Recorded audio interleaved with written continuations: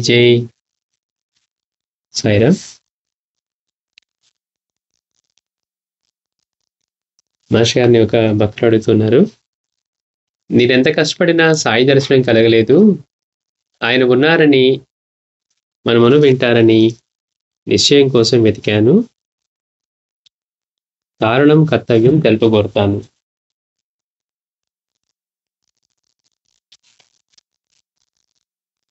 Master గారు, నేను ఎంత కష్టపడినా కానీ సాయి దర్శనం కలగలేదు. ఆయన ఉన్నారని, మన మొర వింటారని నిశ్చయం కోసం వెతికాను. కారణము కర్తవ్యము తెలుపగోరుతాను అని మాస్టర్ అడుగుతున్నారు. ఎంత కష్టపడినా కానీ బాబా దర్శనం కలగాలంట. నేను మాస్టర్ గారు సమాధానం చెప్తున్నారు. సాయి రూప దర్శనం ఆధ్యాత్మికతకు అత్యావశ్యకం కాదు. బాబా యొక్క రూప దర్శనం అనేది ఆధ్యాత్మిక జీవితానికి అత్యావశ్యకం కాదు అంటున్నారు మాస్టర్ గారు. ఉదాహరణకి మాస్టర్ గారే బాబా భౌతికంగా ఉన్నప్పుడు ఆయన దర్శించింది లేదు. అయినప్పటికీ కూడా ఇవాళ అంతటి గురువై ఉన్నారు బాబా వల్ల. కనుక బాబా యొక్క రూప దర్శనం ఆధ్యాత్మికతకు అత్యావశ్యకం కాదు. సాయికి వారి గురువు వలన అనుభవమే లేదు కదా. బాబా 12 సంవత్సరాలు కేవలం గురు సేవ చేసినప్పుడు ఆయన నుంచి ఏమి అనుభవాలు పొందలేదట. అటువంటి ప్రేమ ఆయన నుంచి పొందారు. అంతే తప్పించి అనుభవంగా అయితే ఏమీ లేవు. సాయికి వారి గురువు వలన అనుభవం ఏమీ లేదు కదా. వయసుతో పాటు అవగాహన, పరిజ్ఞానం పెరగడం లాంటిది ఆధ్యాత్మిక జ్ఞానం కలగటం. ఆధ్యాత్మిక జ్ఞానం కలగటం అంటే వయసుతో పాటుగా మన అవగాహన, పరిజ్ఞానం పెరగటం లాంటిది ఆధ్యాత్మిక జ్ఞానం కలగటం అంటే. మధ్య అనారోగ్యం, ప్రమాదం సంభవించకుండా చూసుకుంటూ సరి అయిన జీవితం గడుపుతున్న కాలగతి అవసరం ఎదగటానికి అనుభవాలు అవసరం పరిపాకానికి. వీటితోడు ఆధ్యాత్మికంగా అనారోగ్యం, ప్రమాదం లేకుండా ఉండాలంటే సద్గ్రంథ పఠన, యోచన అవసరం. మళ్ళీ మాస్టర్ అదే చెప్తున్నారు. ఆధ్యాత్మిక జీవితానికి, ఆధ్యాత్మికతకి బాబా యొక్క దర్శనం అత్యావశ్యకం కాదు. అంటే ఇక అది లేకపోతే ఇంకా మన ఆధ్యాత్మికత లేదంటాను. ఇక అయ్యో నాకు బాబా దర్శనం కలలేదండి కాబట్టి నేను ఆధ్యాత్మికతలో ఉండాలా, ఉండకూడదా, అట్లా లేదు. ఇప్పుడు బాబానే తీసుకుంటే మనం మాస్టర్ గారు అనుకుంటున్నాం. మాస్టర్ గారు చెప్తున్నారు, బాబా గురించి చెబుతున్నారు. బాబానే తీసుకుంటే వారి గురువు వలన అనుభవం ఏమీ లేదు కదా. వయసుతో పాటుగా అవగాహన, పరిజ్ఞానం పెరగడం లాంటిది ఆధ్యాత్మిక జ్ఞానం కలగడం అనేది. మళ్ళీ మధ్యలో అనారోగ్యం, ప్రమాదం సంభవించకుండా చూసుకుంటూ సరియైన జీవితం గడుపుతున్న కాలగతి అవసరం ఎదగటానికి, అనుభవాలు పరిపాకానికి. అంటే ఏమంటారు మాస్టర్ గారు, మనం వయసుతో ఎట్లా పెరుగుతూ ఉన్నప్పుడు మనం ఈ అవగాహన, పరిజ్ఞానం పెంచుకుంటూ ఉంటామో అట్లాంటిది మనకి ఆధ్యాత్మిక జ్ఞానం కలగడం. మనం బాబా దగ్గరికి మొదట్లో వచ్చినప్పుడు ఎలా ఉంటాం, ఏదో బాబాని పెట్టుకుని పారాయణ చేస్తే పనులు అయిపోతాయి అనుకుంటాం. కానీ తర్వాత ఏమనిపిస్తుంది, ఆయన మన జీవితాన్ని నడిపించాలని ఉంటుంది. మొదట్లోనేమో చిన్న చిన్న కోరికలు తీరిస్తే చాలు అనుకునే మనం, లేదు బాబా అసలు నా జీవితాన్ని మీరే తీసుకుని మీరే నడిపించండి అనే దానికి. అంటే మన అవగాహన పెరుగుతూ ఉన్నప్పుడు అట్లాంటిది కలుగుతూ ఉంటుంది అనమాట. మళ్ళీ మధ్యలో మనకి ఏదో జరగలేదనో, లేకపోతే మళ్ళీ మనం మిగిలిన వాటిలో, అంటే మామూలుగా వయసు పెరగడంతో కూడా అనారోగ్యం ఎట్లా వస్తాయి, అట్లానే మన అవగాహనలో కూడా అలాంటి పడటం జరిగింది అనుకోండి. అట్లాంటి సంభవించకుండా ఉండడం కోసం సరియైన జీవితం గడుపుతూ ఉన్న కాలగతి అవసరం ఎదగటానికి, అట్లాగే అనుభవాల అవసరం పరిపాకానికి. వీటికి తోడు, అంటే మన పరిపాకం పెరుగుతూ ఉండటం కోసం, వీటికి తోడు ఆధ్యాత్మికంగా అనారోగ్యం, ప్రమాదం లేకుండా ఉండాలంటే, అంటే సరైన అవగాహన, అంటే మనం ఈ ఎదిగే దానిలో మళ్ళీ అనారోగ్యాలు, అంటే మళ్ళీ జారిపోవటాలు, అవన్నీ లేకుండా ఉండాలంటే ఏం చేయాలట, సద్గ్రంథ పఠన, యోచన అవసరం. పారాయణ చేసి దాని గురించి యోచించడం అవసరం. చదివేసాం, మర్చిపోయాం, మళ్ళీ రేపు కదా పుస్తకం తెరిచేది, అప్పుడు దాకా మనిషి వచ్చినట్టుగా ఉంటాం, వాటి గురించి నా ఆలోచనే లేదు అన్నాం అనుకోండి, మళ్ళీ ఇలాంటి అనారోగ్యాలు కలగడానికి మనకి అవకాశం ఉంటుంది. అందుకని మొదట మనం ప్రచురించిన మహనీయుల చరిత్ర చదువు, వారి బోధలు చాలా జాగ్రత్తగా చదువు. మాస్టర్ గారు చెప్తున్నారు, మిగిలిన మహనీయులందరి చరిత్రలు కూడా జాగ్రత్తగా చదువు అంటున్నారు. ఎక్కడ వారు చెప్పిన దానికి నువ్వు భిన్నంగా ఉన్నావో చూసుకో. ఇప్పుడు మనందరం ఏం చేస్తాం, నేను ఎంతో కాలంగా సాయిని సేవిస్తూ ఉన్నాను, కానీ నా వైపు నుంచి నాకు ఎంత చేయాలో అంత చేస్తున్నానండి. కానీ బాబా నుంచి అనుభవాలు రావట్లేదు అని. అంటే మనకేంటి మన ఉద్దేశంలో మనం చేసేదంతా గూడా వాస్తవంగా భక్తే అని. మనం చేసే పూజని, భక్తే భక్తని మనందరికి అలానే ఉంటుంది. ఎందుకంటే మనకి చేతనైంది అదే. కానీ క్షేత్రపారాయణలో ఆయన ఎన్ని చెప్పారు అనే దానికి ఒక్కటి కూడా మనం సరిచూసుకోం. ఒరేయ్! అన్ని రూపాల్లో నేనే ఉన్నాను. వాసవి బాబా అంతటి వరకే చెప్తూ ఉన్నారు. నువ్విక్కడి దాకా రావక్కర్లేదు నైవేద్యం తీసుకొని. అన్ని రూపాల్లో నేనే ఉన్నాను అని. అయినా గాని ఆయన ప్రతిసారి పొరపడుతూనే ఉన్నారు. అంటే ఆయన సద్బ్రాహ్మణుడని మిగిలిన వాళ్ళు ఏదో తక్కువ జాతి వాళ్ళను, లేకపోతే చిన్న జంతువులను ఆకలితో వస్తూ ఉన్నారు. బాబా పదే పదే చెప్తున్నారు. అంత సాధనలో ఉన్న వాళ్ళకి చెప్తూ ఉంటేనే వాళ్ళు జారిపోతూ ఉన్నారు. మరి మనం ఎంత జాగ్రత్తగా ఉండాలి? నువ్వు ఎవరిని నిందించినా అది నాకే చెందుతుంది. ఎవరిని ఆదరించినా నాకే చెందుతుంది అన్నారు. కానీ మనం ఎన్ని సార్లు పారాయణ చేసుకున్నా ఆ విషయాన్ని విస్మరిస్తాం. అంటే ఏంటి? బాబా చెప్పిన దానికి మనం భిన్నంగా ఎక్కడున్నామో చూసుకోమన్నారు. మనం ఏమంటున్నాం? నేనెంతో కాలంగా పారాయణ చేస్తున్నానండి. ఎంతో కాలంగా సద్గ్రంథ పఠనం చేస్తూనే ఉన్నానండి అంటున్నాం. అందుకని సద్గ్రంథ పఠన యోచన అవసరం అంటున్నారు మాస్టర్ గారు. అందుకని చాలా జాగ్రత్తగా చదువు. మనమేంటి సంఖ్యలు లెక్కేసుకుంటాం. 2 వారాల్లో 2 పారాయణలయిపోయినాయి. లేకపోతే 3 పారాయణలయిపోయినాయి. ఇంకేముంది బాబా ఇవ్వడమే ఆలస్యంగా ఉంది అనిపిస్తుంది. కానీ ఆయన చెప్పినట్టుగా మనసు పెట్టి చేస్తూ ఉన్నామా? ఆయన సాన్నిధ్యాన్ని అనుభవిస్తూ ఉన్నామా? లేదు కనీసం చెప్పిన విషయాన్ని వాటి గురించి మననం చేస్తూ జీవితంలో ఆచరణకి బాబా అన్నారు, ఎవరు నిందన సహిస్తారో వాడు నాకు ఇష్టడు అన్నారు. నువ్వు ఎవరితో ఎక్కువ పడినా లేకపోతే పోట్లాడినా కానీ నాకు అసహ్యం కలుగుతుంది అన్నారు. అలా చెప్పినా గాని మనం ఆ విషయం మర్చిపోయి మనం పోట్లాడటంలోనే మన సంతోషాన్ని వెతుక్కుంటాం. ఎందుకని మనల్ని ఒక మాట అన్నారు కాబట్టి అంటే గాని మనకి తృప్తి ఉండదు. మరి బాబా చెప్పినట్టుగా మనం ఎక్కడ ఉండగలుగుతున్నాం? నువ్వు సత్యాన్ని అంటి పెట్టుకుంటే నేను నీతోనే ఉంటాను అన్నారు. నువ్వు ఎక్కడుంటే అక్కడ ఉన్నాను అన్నారు. మరి సత్యాన్ని ఎక్కడంటి పెట్టుకున్నావు? సత్యము అంటే నిజం మాట్లాడటం ఒకటే కాదు, రుజు మార్గము, సత్యమైన మార్గము. అంటే అందుకని మాస్టర్ గారు ఏమంటున్నారు? మనమేమో సంఖ్య చూసుకుంటున్నాం. నేను 4 పారాయణలు చేసాం, లేకపోతే 10 పారాయణలు చేసాం, లేకపోతే అసలు గ్రంథ పారాయణ చేస్తున్నాం. ఏదో కొద్దో గొప్ప ఈ మార్గంలో ఉన్నామని. కానీ బాబా చెప్పినట్టుగా ఉండగలుగుతున్నామా? ఎక్కడ మనం పొరపాటు చేస్తూ ఉన్నాం? అందుకని మాస్టర్ గారు అంటున్నారు, జాగ్రత్తగా చదువు. ఎక్కడ వారు చెప్పిన దానికి నువ్వు భిన్నంగా ఉన్నావో చూసుకో. సాయినాథ ప్రబోధామృతం 4, 5 సార్లు నెమ్మదిగా చదువు. నెమ్మదిగా 4, 5 సార్లు అంటున్నారు. ఎందుకని? మనం బాబాని ఆశ్రయించేది బోధ కోసమే. తర్వాత మతం ఎందుకు చదువు. ఆ తర్వాత గీత రోజు కొద్ది శ్లోకాలు అర్థంతో చదువు అంటున్నారు. ఇన్ని చేసినా రుణానుబంధాలు తీరాలి. ఇవి చేస్తూ ఉన్నాం మన ప్రయత్నం. కానీ మనం ఏమనుకుంటున్నామంటే ఇప్పుడెప్పుడు మనం చేసే తప్పు ఇవాళ నుంచి మొదలుపెట్టి రేపటి నుంచి అన్నీ జరగట్లేదు అనుకుంటాం. కానీ ఇవాటి రోజుకు ముందు మనం ఎన్ని జన్మలెత్తామో, ఎన్ని రకాల తప్పులు చేశామో, ఎన్ని రుణానుబంధాలు ఏర్పరచుకున్నామో, మనం ఎన్ని చెల్లించుకోవాల్సినవి ఉన్నాయో, ఎన్ని అనుభవించాల్సినవి ఉన్నాయో, అనుభవానికి ఎన్ని రావాల్సినాయో మనకి ఏమీ తెలీదు. అందుకని మనం ఏమంటాం, ఇది మనం ఫ్రెష్ స్టార్ట్ చేసాం, మనకి రేపటి నుంచి రెడ్ కార్పెట్ ఎయ్యాలనుకుంటాం. అంటే ఇవాళ నేను పూజ చేశాను కాబట్టి రేపటి నుంచి మంచి జరగాలి. ఇవాళ బాబాకి పూజ చేశాం కాబట్టి రేపు మంచి జరగాలి. లేకపోతే అమ్మవారికి పూజ చేశాం కాబట్టి మంచి జరగాలి. కానీ ఇంతకు ముందున్న రుణానుబంధాలు, ఇంతకుముందు మన ప్రవర్తన, బాబా ముందు రావటానికి ముందు ఎన్ని జన్మలు, ఈ జన్మలో ఎన్ని చేశామో, వీటి గురించి ఏమీ మనం ఆలోచించం. ఎందుకని? మనం ఎప్పుడు ఏ పని చేసినా కానీ అది మనం చేసింది కరెక్టే అనే భావంతోనే చేస్తాం. అందుకని మాస్టర్ గారు అంటున్నారు, ఇన్ని చేసినా రుణానుబంధాలు తీరాలి. కొత్త బంధాలు చుట్టుకొని ఆలోచనా శక్తి ఉండాలి. అంటే కొత్తవి చుట్టుకోవడానికి వీలు లేకుండా ఉండే ఆలోచనా శక్తి. బాబా చెప్తున్నారు, ఎవరి సేవను ఉచితంగా తీసుకోవద్దు. నీ దగ్గరికి వచ్చి అన్ని రూపాల్ని ఆదరించు. అన్ని రూపాల్లో నేనే సంచరిస్తూ ఉంటాను. రుణానుబంధాలు లేకుండా ఏ జీవి నీ దగ్గరికి రాదంటున్నారు. చిన్న ప్రాణైనా, కుక్కైనా, మనిషి అయినా, ఎవ్వరైనా సరే. కాబట్టి వాటిని గుర్తుపెట్టుకొని నువ్వు జీవించమంటున్నారు. కొత్త బంధాలు చుట్టుకొని ఆలోచన శక్తి ఉండాలి. ఈ పని చేస్తూ ఉన్నావు, ఈ తప్పు చేస్తూ ఉన్నావు, లేకపోతే ఇలా చేస్తూ ఉన్నావు. దీనివల్ల మనకి ఎలాంటి ఫలితం, ఎలాంటి రుణానుబంధాలు ఏర్పడతాయి. కనుక నీ కాళ్ళ మీద నీవు నిలవాలి. ఇంట్లో వారికి నీ బాధ్యత నీవు నిర్వర్తించాలి. అంటే ఇవన్నీ చెప్పారు కాబట్టి మనకి ఇవన్నీ కాదు. ఇప్పుడు చాలా మంది ఆధ్యాత్మికతలో ఏం చేస్తారు, ఇంట్లో అప్పటిదాకా భార్య బిడ్డలు అన్నవాడు ఏదో ఆధ్యాత్మిక మార్గంలోకి రాగానే ఇప్పుడు వీళ్ళతో సమయం అంతా వీళ్ళకే పెట్టాల్సి వస్తుంది, నేను సాధన చేసుకోవడానికి పని చేయట్లేదు అని తప్పుకోవడానికి చూస్తారు వాళ్ళ బాధ్యతల్ని. మన బాధ్యతలు నిర్వర్తించకుండా ఆధ్యాత్మికతలో ఒక్క మెట్టు కూడా పైకెక్కలేరట.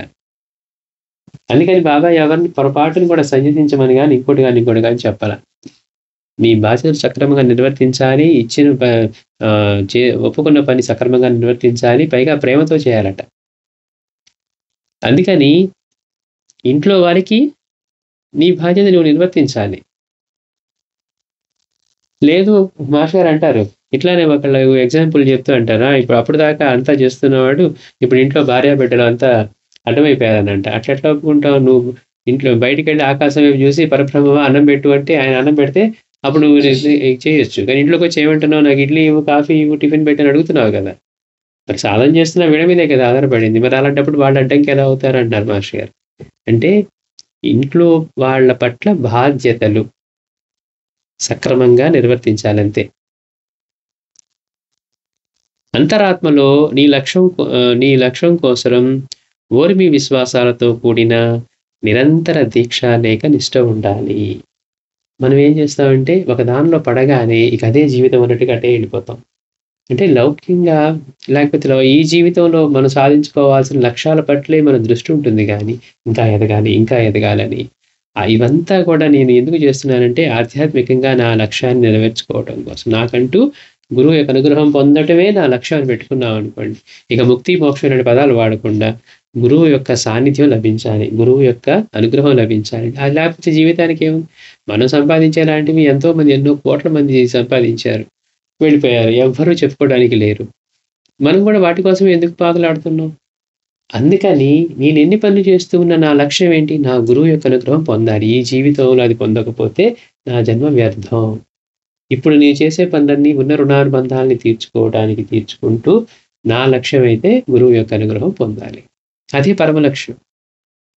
అందుకని ఎప్పుడు కూడా మన అంతరాత్మలో ఏముండాలట? మన లక్ష్యం.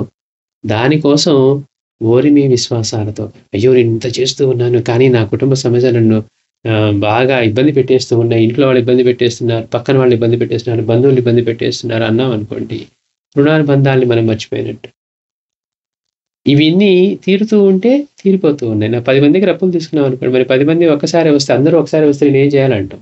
అలాగే మనం ఎంతో మంది రుణానుబంధాలు పెట్టుకున్నాం. మన ప్రవర్తన మనకి తెలియకుండా ఇలాంటి దిశగా తీసుకొచ్చాయి. ఇప్పుడు మనకి సద్గురు యొక్క అనుగ్రహం లభించింది. ఆయన మార్గంలోకి వచ్చాం. ఇప్పటి నుంచి వాటిని ఓరిమితో భరించాలి. ఎందుకోసం? మన శ్రేయస్సు కోసం. ఇక నుంచి మళ్ళీ కొత్త బంధాల్లో చుట్టుకోనివి. అందుకే మాస్టర్ గారు అంటున్నారు, నీ చేసినా మనకున్న రుణానుబంధాలు తీరాలి. అంతేకాకుండా కొత్త బంధాలు చుట్టుకొని ఆలోచన శక్తి ఉండాలి. అంటే ఏంటి? మనకి అది ఎప్పుడు ఉంటుంది? మన లక్ష్యం మీద ప్రీతి ఉండి, ఈ జీవితంలో నా లక్ష్యం వైపు అడుగులు వేయాలి. లేకపోతే ఈ జీవితం వ్యర్థం అనే విషయం అర్థం కావాలి మనకి. ఎన్ని పనులు చేసుకున్నా మనం చేయాల్సిన బాధ్యతలు మన పనులు చేసుకుంటూ, దాని వెనుక మాత్రం మన లక్ష్యం దేనికోసం అంటే, ఎందుకని ఆ లక్ష్యం లేకపోతే ఇప్పుడు చేసే పనులన్నీ కూడా మనం తప్పులైనా చేస్తాం. అన్ని రూపాల్లో ఆయనను గుర్తుపెట్టుకుంటేనే ఎవరితోనన్నా ప్రవర్తించేటప్పుడు, మాట్లాడేటప్పుడు మనం అయ్యో ఇది ఇట్లా అంటే అది బాబాకే తగులుతుంది అని అన్నప్పుడే జాగ్రత్తగా ఉండగలుగుతాం.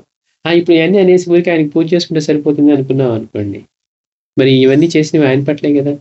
మరి అందుకని ఏమంటున్నారంటే, ఎన్ని చేసినా రుణానుబంధాలు తీరాలి, కొత్త బంధాలు చుట్టుకొని ఆలోచనా శక్తి ఉండాలి, నీ కాళ్ళ మీద నువ్వు నిలబడాలి, ఇంట్లో వారి పట్ల నీ బాధ్యత నువ్వు నిర్వర్తించాలి. అంతరాత్మలో మాత్రం నీ లక్ష్యం కోసం ఓరిమి విశ్వాసాలతో కూడిన, అంటే ఏంటి?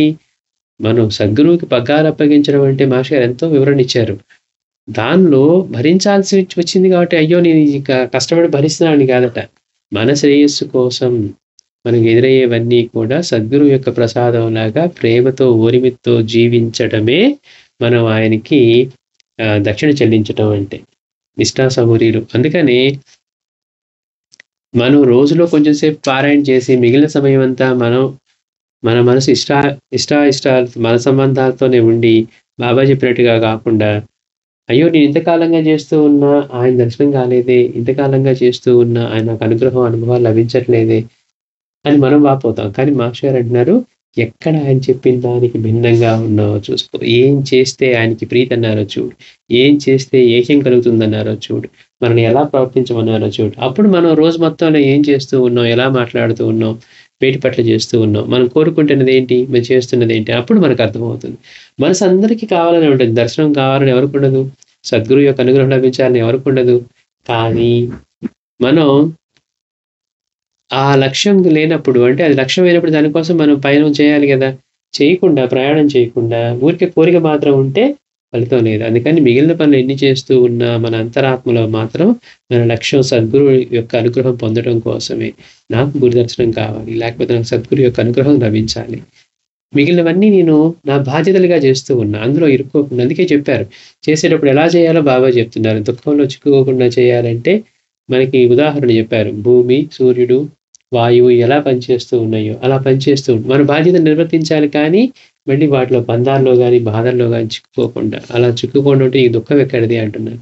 కానీ మనం ఏ పని చేసినా ఫలితం రాలేదనో, మన వాళ్ళు కనుక అలా ఉండలేదనో మనం అనుకున్నట్టుగా ఇవన్నీ మనం ఏర్పరచుకుంటాం. అందుకని అటువంటి అంతరాత్మలోని లక్ష్యం కోసం ఓర్మి, విశ్వాసాలతో కూడిన నిరంతర దీక్ష లేక నిష్ట ఉండాలి. ఇందుకు విజ్ఞాన వీక్షకులు, సాయిబాబాలో వస్తున్న వ్యాసాలు ఏది నిజం జాగ్రత్తగా చదవాలి. అంటే ఎంతో విలువైన విషయాలు మాస్టర్ అందులో మనకి అందించారు. ఈ స్పష్టతంతా, ఈ సృష్టి అంతా దేనితో చేయబడ్డదో, ఆలోచనలన్నీ మనసుతో చేయబడినట్లు అదే దైవం, అదే సాయి. ఈ సృష్టి అంతా దేనితో చేయబడ్డదో, ఆలోచనలన్నీ మనసుతో చేయబడినట్లు. ఈ సృష్టి అంతా దేనితో చేయబడింది? మనవాళ్ళు చదువుకొని పుస్తకాలు ఎనర్జీ ఎనర్జీ అంటున్నాం. ఆ ఎనర్జీ ఏంటో తెలీదు. కానీ వాస్తవానికి అంతటా ఉన్న ఒకే చైతన్యం అన్ని రూపాల్లోనూ అదే చైతన్యం ఇన్ని రూపాలు ధరించింది.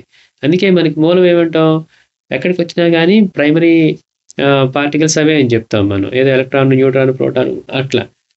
కానీ విశ్వం అంతా దాంతో చేయబడిందని వాళ్ళు సైన్స్ పరంగా చెప్తూ ఉన్నారు. అదే ఎనర్జీ అన్నిట్లో ఉందని. మనం ఏమంటున్నాం? విశ్వం అంతా ఒకే చైతన్య శక్తితో చేయబడి ఉంది. ఆ శక్తికి చైతన్యం ఉంది. అంటే తన గురించి తాను తెలుసుకొని తనలో మార్పులు తెచ్చుకునేది. కాబట్టి ఈ సృష్టి అంతా ఇలా చేసింది. అందుకని మాస్టర్ అంటున్నారు, ఈ సృష్టి అంతా దేనితో చేయబడ్డదో, ఎట్లా అంటే ఆలోచనలన్నీ ఎక్కడి నుంచి వస్తున్నాయి? మనసుతో చేయబడినట్లు. మన మనసే కారణం అవుతుంది. ఆ రూపాలన్నీ అదే ధరిస్తుంది మనసే. స్వప్నంలో ఉన్న మన చైతన్యమే మళ్ళీ అన్ని రూపాలు ధరిస్తుంది. మనకి స్వప్నంలో కనపడే రూపాలన్నిటిని మనం అనుకుంటున్నాం అక్కడ ఏదో జరుగుతూ ఉంటే ఆ స్వప్నంలో అక్కడ ఉన్నామని మనకు అనిపిస్తుంది కానీ మన మనస్సే ఆ రూపాలన్నీ ధరిస్తుంది. అలాగే సృష్టిలో ఈ సృష్టి అంతా దేనితో చేయబడ్డదో అదే దైవం. మన మనసే ఎన్ని రూపాలు ధరించినట్లు ఈ సృష్టిలో ఉన్న ఏ చైతన్యంతో ఇదంతా చేయబడ్డదో అదే దైవం, అదే సాయి. మనం ఏమనుకుంటున్నాం? సాయి అంటే రూపమే కాబట్టి నాకు ఎంత చేసినా కానీ సాయి దర్శనం కాలేదు, లేకపోతే ఇంకో మహనీయుడి దర్శనం కాలేదు అనుకుంటున్నాం. కానీ ముందు అసలు దైవం అంటే ఏంటి? ఈ మొత్తానికి ఆధారమై ఉండి ఇన్ని రూపాలు ధరించి ఈ మొత్తం ఎవరైతే నిర్వహిస్తూ ఉన్నారో అదే దైవం, అదే సాయి.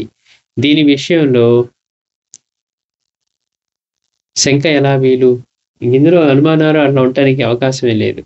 అది లేక జగత్తు ఎలా ఉండగలదు? విజ్ఞాన వీక్షకులు చూస్తే నీకు తెలుస్తుంది. విజ్ఞాన వీక్షకులు 3, 4, 5 అన్నిటికంటే చివరి చదవాలంటే మాస్టర్ గారు ఆ గ్రంథం గురించి చెప్తున్నారు ఎట్లా చదవాలో. కానీ ఈ కృషితో పాటు భగవంతుడు మనకు విధించిన బాధ్యతలను ఆయనకు తృప్తి కలిగేంత చక్కగా నిర్వర్తించాలి. అంటే మన లక్ష్యం ఒకటి పెట్టుకొని దానికోసం మనం ఈ ఓర్మి నిష్ఠలతో జీవిస్తూ గురువు యొక్క అనుగ్రహం కోసం అట్లాంటి తపన పడుతూ మన రుణానుబంధాలని చెల్లించుకుంటూ కొత్త బంధాల్లో చిక్కుకోకుండా ఓర్మి నిష్ఠలతో జీవించగలగాలి. ముందు మనకు లక్ష్యం ఉండాలి. దీనికోసం సద్గ్రంథ పఠన, యోచన ఇవి చేస్తూ ఉండాలి. అంటే ఎన్ని చేస్తూ ఉన్నా ఆ రుణానుబంధాలు తీరి ఇవన్నీ అయ్యే వరకు మనం వేచి ఉండాల్సిందే అంటున్నారు మాస్టర్ గారు. అంతేకాకుండా అసలు దైవం అంటే అవగాహన కలగాలి. సాయి అంటే ఏంటి? ఈ విశ్వమంతా ఏ చైతన్యంతో చేయబడ్డదో బాబా చరిత్ర అంతా మనకి అదే నిరూపిస్తుంది. అన్ని రూపాల్లోనూ ఆయనే ఉన్నారు. జడ జీవ చైతన్య పదార్థాలన్నింటిలోనూ ఆయనే ఉన్నారని అర్హుడికి అనర్హుడికి అందరికీ సమానంగానే బాబా అటువంటి అనుభవాలు ఇచ్చి ఉన్నారు.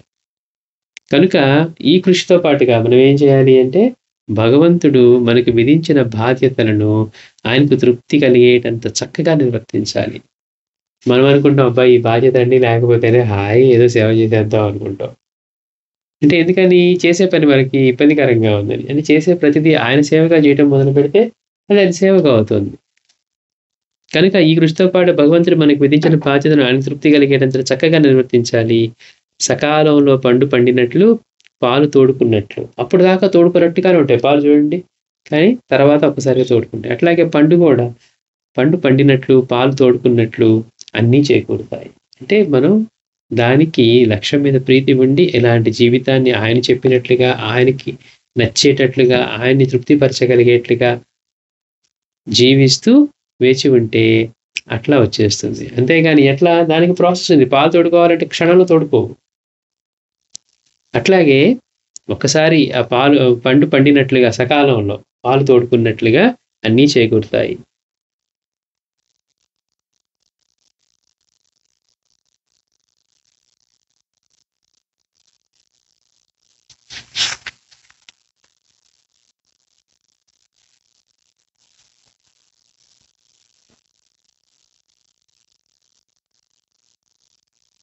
మాస్టర్ అంటున్నారు, నీ స్వప్నంలో నిన్ను ఒక వాడాలో ఉంచిన భావం అదే. సృష్టి తత్వతః నిత్య నూతనం అత్యద్భుతం. సృష్టి అనేది తత్వతః నిత్య నూతనం అత్యద్భుతం.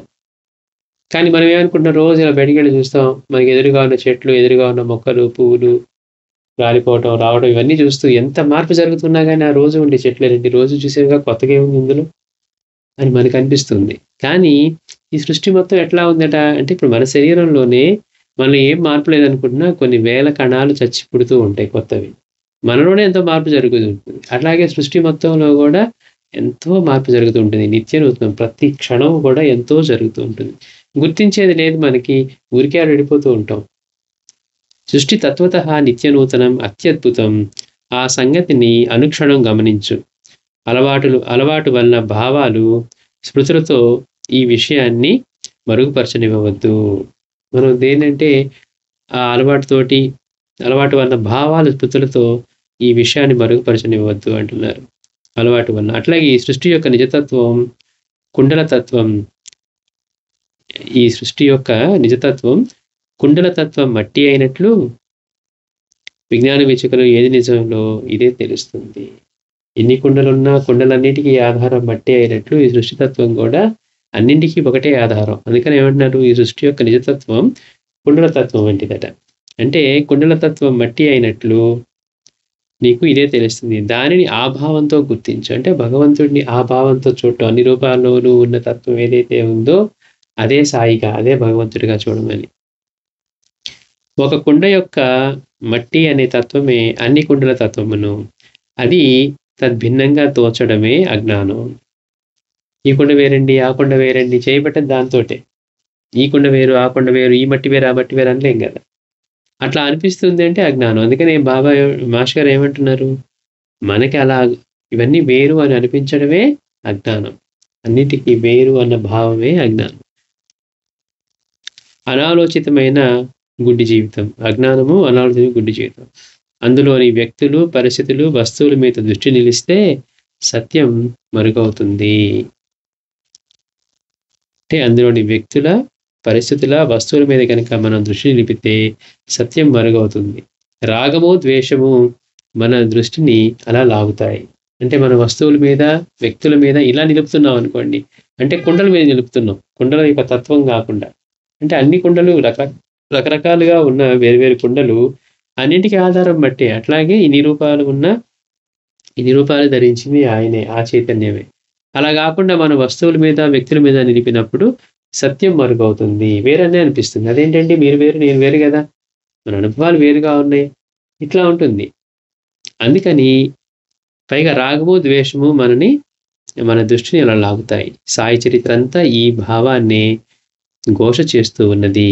వ్యక్తులను వ్యక్తులుగా చూడక అలలన్నింటిలోనూ ఒకే నీటి ప్రవాహంగా చూసినట్లు ప్రకృతిని అంతటిని, జీవితమంతటిని సమగ్రంగా దాని తత్వాన్ని గుర్తిస్తూ చూడు. అప్పుడు స్తబ్దత ఉండదు. ఏమోనండి బోరు కొడుతుంది, ఏం తోచట్లేదు, ఎందుకని దేన్ని గమనించడం నాకు ఆసక్తి లేదు, దేని పట్ల ఆసక్తి ఉండదు మనకి. అందుకని మాస్టర్ అంటున్నారు, సృష్టి నిత్య నూతనం, ఎప్పుడు ప్రతి క్షణం మారుతూనే ఉంటుంది. అనేకమైనవి సృష్టి అంటే మన కళ్ళ ముందు ఉన్నది. ఈ విశ్వం అంతా ఆయన సృష్టిలో ఎన్ని జరుగుతూ ఉన్నాయి, ఎన్ని మారుతూ ఉన్నాయి. ప్రతి క్షణము మనలో ఇంత జరుగుతూ ఉన్నా కానీ మనకి బోర్ కొడుతుంది అనే పదం వాడతాం. ఎందుకని మనం వాటిని గమనించే వాటిని కూడా కోల్పోయాం. అందుకని నిత్య నూతనం అత్యద్భుతం. అప్పుడు దాకా ఒక మొగ్గలాగా ఉన్నది, అది పువ్వుగా అయితేనే ఎంత అందంగా ఉంటుంది. అంటే ఏ విషయం చూసినా కానీ అత్యద్భుతమే. మన కళ్ళ ముందే అదంతా ఆవిష్కరించబడుతూ ఉన్నా కానీ మన దృష్టి కూడా నిలవదన్నమాట. మనం ఎంతసేపు అలవాట్లోనూ లేకపోతే మనకున్న వీటిలోనూ వాటిని పట్టించుకునే స్థితిలో ఉంటాం. అందుకనే మనలో అంతా కూడా స్తబ్దత ఉంటుంది. అందుకని మాస్టర్ గారు అంటున్నారు, ఎప్పుడైతే వ్యక్తుల మీద, పరిస్థితుల మీద, వస్తువుల మీద మనం దృష్టి నిలుపుతామో అప్పుడు సత్యం మరుగవుతుంది. ఎందుకని అవే కనపడతాయి. ఇప్పుడు సినిమా తెర మీద మనం చూస్తూ ఉన్నప్పుడు మన దృష్టి ఆ పాత్రల మీద జరుగుతూ ఉన్నంత సేపు అక్కడ నిజంగానే జరుగుతున్నట్టుగా ఉంటుంది ఆ సినిమా అంతా. ఒకసారి వాడు ప్రొజెక్టర్ ఆపేసి లైట్‌లేసాడంటే అక్కడ ఏవిడ దుట్టి తెర ఉంటుంది. మరి అప్పటిదాకా ఉన్నదేంటి? అంటే మనం దాని మీద దృష్టిని ఎట్లా పెడుతున్నాం? అందుకని అంటున్నారు. మీరు గనక వ్యక్తుల మీద, పరిస్థితుల మీద, వస్తువుల మీద గనక దృష్టి నిలిపితే సత్యం మరుగవుతుంది. మనలో ఉండే రాగము, ద్వేషము మన దృష్టిని అలా లాగుతాయి. ఎందుకని వ్యక్తుల మీద, ఇవరి మీద పెట్టాం కదా! వస్తువుల మీద మనకి వాటి మీదనే రాగద్వేషాలే. సాయి చరిత్ర అంతా కూడా ఈ భావాన్నే ఘోష చేస్తూ ఉన్నది. అన్ని రూపాల్లో ఉన్నది ఒకటే అని. వ్యక్తులను వ్యక్తులుగా చూడక అలలన్నింటిలోనూ ఒకే నీటి ప్రవాహంగా చూసినట్లు ఎన్ని అలలొచ్చినా గాని అందులో ఒక్క నీరే కదా ఉంటుంది. ఈ అల వేరండి, ఆ అల వేరండి అనము గదా! అట్లాగే ప్రకృతినంతటిని కూడా, జీవితం అంతటిని సమగ్రంగా దాని తత్వాన్ని గుర్తిస్తూ చూడు. అప్పుడు స్తబ్దత ఉండదు. స్తబ్దత మృతి అంటున్నారు మహర్షిగారు. స్తబ్దత మృతి. నిత్యనూత్నమైన ఆనందాశ్చర్యాలు సత్యమైన జీవితం. స్తబ్దతేమో మృతి. అలాగాక నిత్యనూత్నమైన ఆనందాశ్చర్యాలు సత్యమైన జీవితం, శాశ్వతమైనది. నా గ్రంథాలలో ఈ జాబులో నా హృదయంలో నీకెప్పుడు సహచర్యం ఉంటూనే ఉన్నది.